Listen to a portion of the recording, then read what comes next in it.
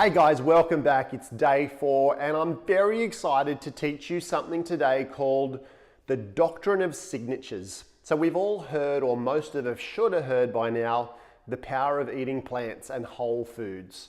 And I really want to delve into that.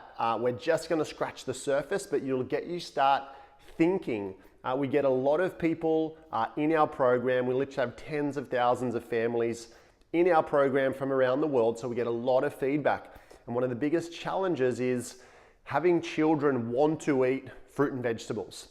And this is one of the ways that we teach people how to get them engaged and involved.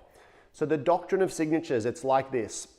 Every single body part, so part of our anatomy or physiology, has a whole food replicate.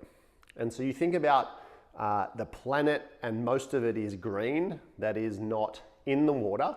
And all of those plants were put here for us to survive and thrive on. And so if you take something like, what I'm going to grab here, a tomato or tomato, wherever you're from, you're going to see it's red. You're going to see that it has chambers just like the heart. If you go Google now a cross section of the heart, this is exactly what you're going to see.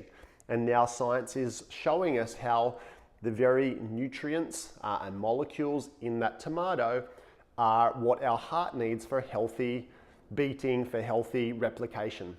If I take something like an avocado, and we'll see here that it's very much the shape of a pregnant woman. And if you start to look at the seed inside, it's just like the baby.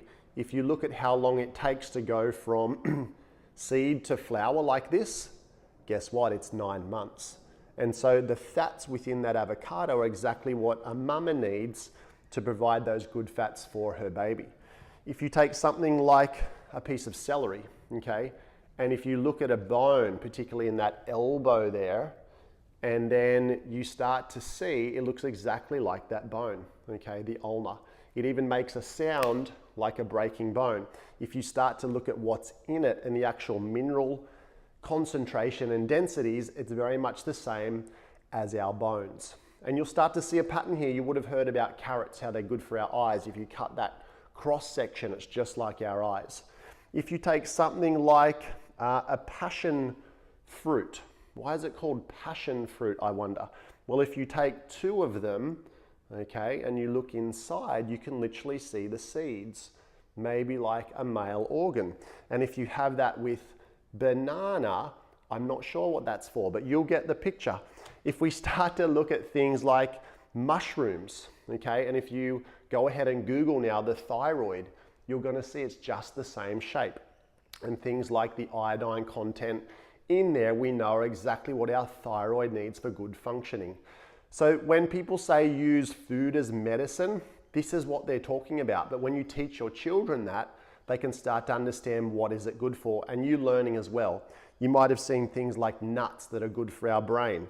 If you look at a cross section of the brain now, Google that, and you look up walnut, you're going to see it's exactly the same. It has the 2 hemispheres. If we had the shell here, you would see it's like the cranium. You've got all those little convolutions just like our brain. And then there's part of our brain called the amygdala, and it's shaped exactly like an almond. And so this is how a lot of the body parts were actually named. If you look at a sweet potato and you look at the shape of a pancreas now, go ahead and Google that.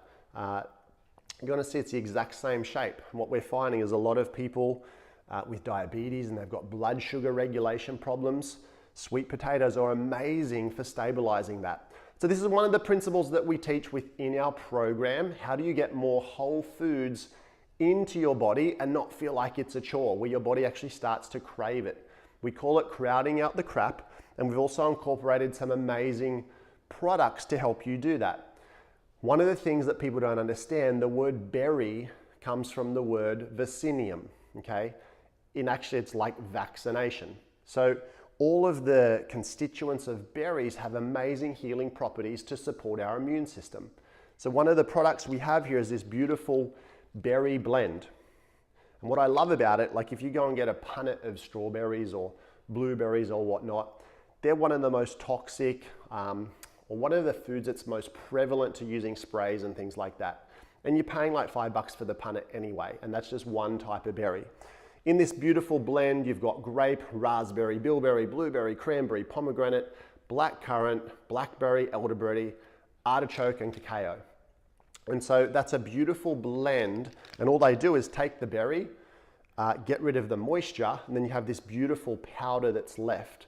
So when we're having that every single day, it's incredible for our immune system. And if you look at berries, those pictures there, it's just like our blood cells. So incredible for our circulation, which is good for the guys as well. I hope that helps. I'm going to hand over to Katie, and she's going to show you today, our practical is how to make a smoothie with so many whole foods in it. So when you're leaving the house and your kids are leaving the house, they've got at least like 15, 20, sometimes even 40 different rays of whole plants in a smoothie. So they're an incredible way to get lots of nutrition into the body, tasty, delicious, and available for the whole family.